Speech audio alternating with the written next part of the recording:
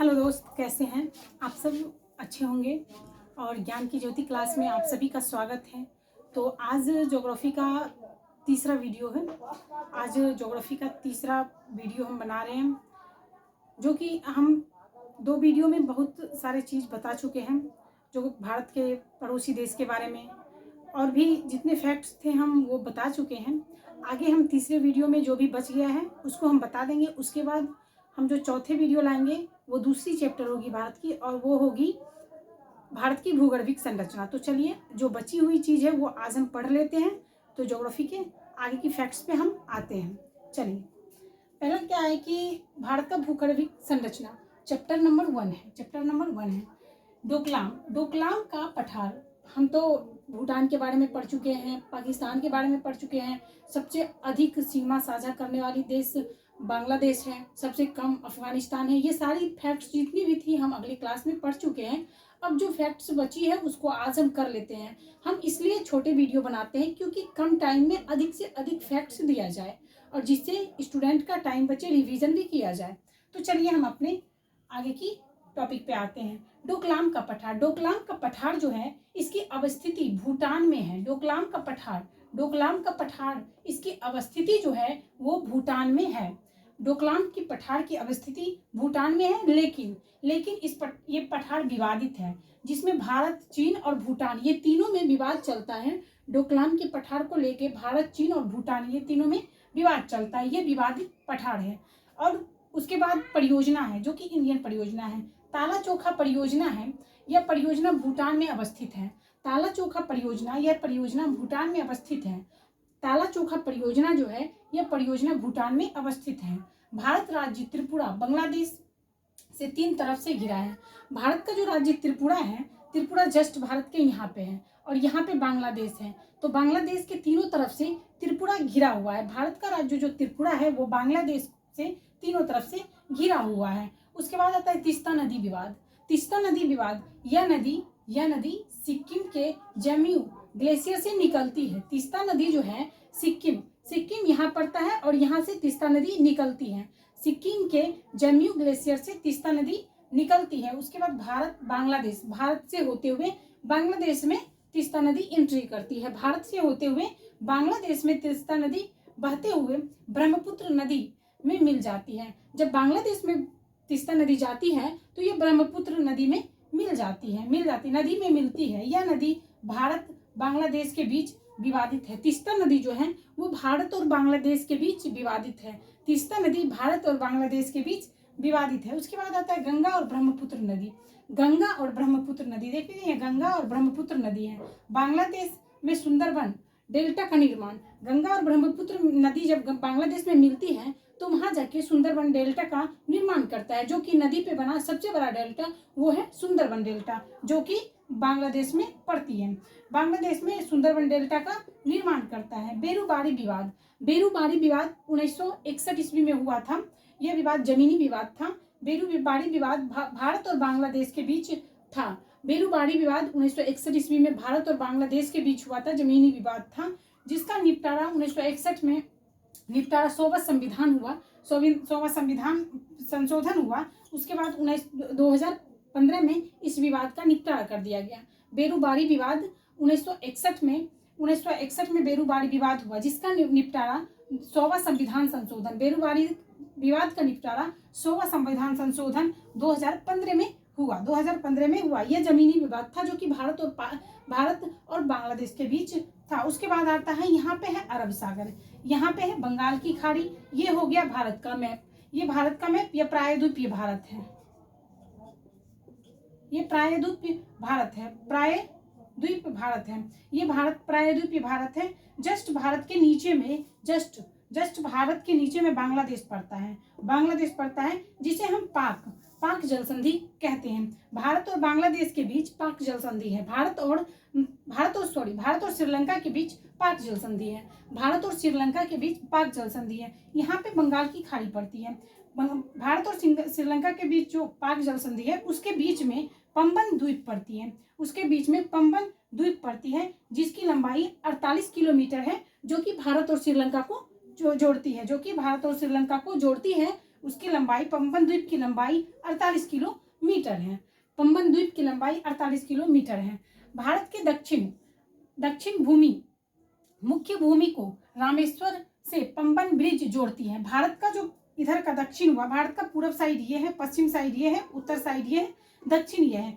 इसका जो मुख्य भूमि है, इसको श्रीलंका से जो जोड़ती है वो पंबन द्वीप जोड़ती है। इसका जो मुख्य भूमि है, इसको जो श्रीलंका से जोड़ती है वो पंबन द्वीप जोड़ती है। तो यहाँ पे क्या लिखा हुआ है, भारत के दक्षिणी मुख्य भूमि को रामेश्वर से पंबन ब्रिज जोड़ती है, जो कि यहाँ पे है। उसके बाद ये हो गया प्रायद्वीपीय भारत। प्रायद्वीपीय भारत ये क्या है, प्रायद्वीपीय भारत। भारत के जस्ट प्रायद्वीपीय भारत में भारत के जो प्रायद्वीपीय भारत है, यहाँ पे जो भारत का राज्य है जो कि जलीय सीमा बनाती है वो 9 राज्य है। भारत के 9 राज्य है जो कि भारत का जलीय सीमा बनाती है। फर्स्ट राज्य गुजरात हो गया, सेकेंड राज्य महाराष्ट्र हो गया जो कि पश्चिमी राज्य है, उसके बाद थर्ड गोवा हो गया, फोर्थ कर्नाटक, 5 केरल हो गया। पश्चिमी राज्य जो सीमा बनाती है वो 5 राज्य है। पश्चिमी राज्य जो जल से सीमा बनाती है वो 5 राज्य है। गुजरात जो कि सबसे बड़ी सीमा बनाती है, गुजरात सबसे बड़ी सीमा बनाती है। महाराष्ट्र आ जाता है, गोवा आ जाता है, गोवा सबसे छोटी सीमा बनाती है, उसके बाद कर्नाटक आ जाता है, और केरल ये पश्चिम में पड़ता है। भारत के पश्चिमी राज्य जो है 5 ऐसे राज्य हैं जो कि भारत के समुद्र से सीमा बनाती हैं। उसके बाद आ गया भारत के पूर्वी राज्य, तमिलनाडु, आंध्र प्रदेश, उड़ीसा और बांग्लादेश। ये भारत के पूर्व में 4 राज्य ऐसे हैं जो कि भारत के जल से सीमा बनाती है, जलीय से सीमा बनाती है। ये हो गया तमिलनाडु, आंध्र प्रदेश, उड़ीसा और वेस्ट बंगाल। ये हो गया प्रायद्वीपीय भारत। जस्ट यहाँ पे कच्छ की खाड़ी है, कच्छ की खाड़ी पड़ती है। उसके बाद यहाँ पे आ गया फिर प्रायद्वीपीय हम भारत बनाए।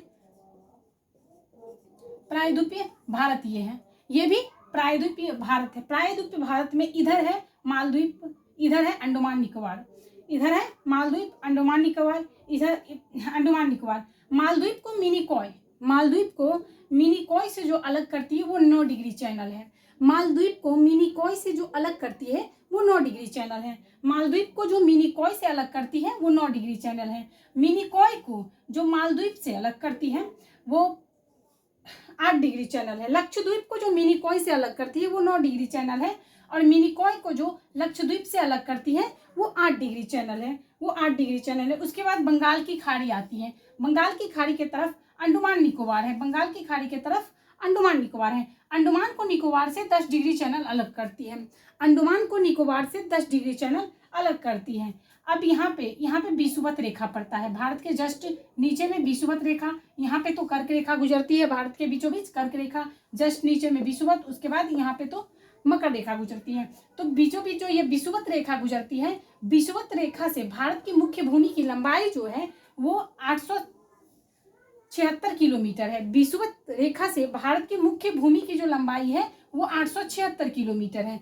विषुवत रेखा से भारत की मुख्य भूमि की लंबाई जो है वो 876 किलोमीटर है। यहाँ से यहाँ की लंबाई 876 किलोमीटर है। उसके बाद आता है कर्क रेखा। कर्क रेखा जो भारत के बीचों बीच गुजरती है, कर्क रेखा जो है वो भारत के बीचों बीच गुजरती है। तो यहाँ से कर्क रेखा भारत के बीचों बीच गुजर रही है।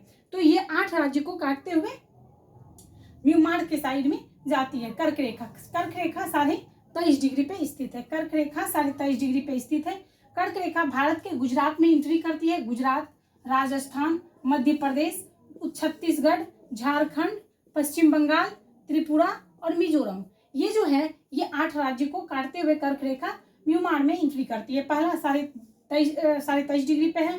पहला गुजरात, राजस्थान, मध्य प्रदेश, छत्तीसगढ़, झारखंड, पश्चिम बंगाल, त्रिपुरा और मिजोरम, ये 8 राज्य जो है वो कर्क रेखा भारत के बीचों बीच से गुजरती है। उसके बाद जो आता है यहाँ से 8 डिग्री चैनल जो है, इसका फैक्ट्स हम यहाँ पे लिख दिए हुए हैं। 8 डिग्री चैनल जो है वो मालदीव को मिनिकॉय से अलग करती है। 8 डिग्री चैनल मालदीव को मिनिकॉय से अलग करती है। 9 डिग्री चैनल जो है मिनिकॉय को लक्षद्वीप, 9 डिग्री चैनल जो है मिनिकॉय को लक्षद्वीप से अलग करती है। 9 डिग्री चैनल मिनिकॉय को लक्षद्वीप से अलग करती है। और यहाँ पे आ गया 10 डिग्री। 10 डिग्री चैनल जो है ये अंडमान को निकोबार से अलग करती है। 10 डिग्री चैनल जो है अंडमान को निकोबार से अलग करती है। उसके बाद भारत के जस्ट साइड में ये क्या हो गया, भारत का मानक समय रेखा। भारत का मानक समय जो रेखा है वो भारत के 5 राज्यों से होकर गुजरती है। भारत का मानक समय रेखा भारत के 5 राज्यों से होकर गुजरती है, जो 82.5 डिग्री है, जो 82.5 डिग्री पूर्वी देशांतर है, जो 82.5 डिग्री पूर्वी देशांतर है। ये 5 राज्य कौन कौन से हैं? यूपी हो गए, एमपी हो गया, छत्तीसगढ़ हो गया, जहाँ उड़ीसा हो गया, आंध्र प्रदेश हो गया।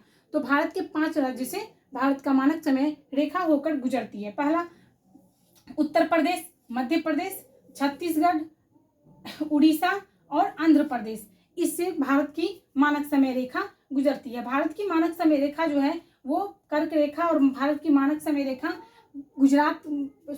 झारखंड का जो रांची पड़ता है वहाँ एक दूसरे को जाके काट देती है। झारखंड की राजधानी रांची वहाँ पे एक दूसरे को जाके काटती है। भारत का मानक समय रेखा झारखंड के रांची एक दूसरे को जाके काटती है। भारत का मानक समय रेखा 82.5 डिग्री है, जो कि 5.5 डिग्री ज़्यादा होती है। 5.5 डिग्री, हाँ 5.5 डिग्री ज़्यादा होती है, 82.5 डिग्री है। और यूपी, एमपी, छत्तीसगढ़, उड़ीसा, आंध्र प्रदेश, ये जो है यहाँ से होकर गुजरती है, यहाँ से होकर गुजरती है।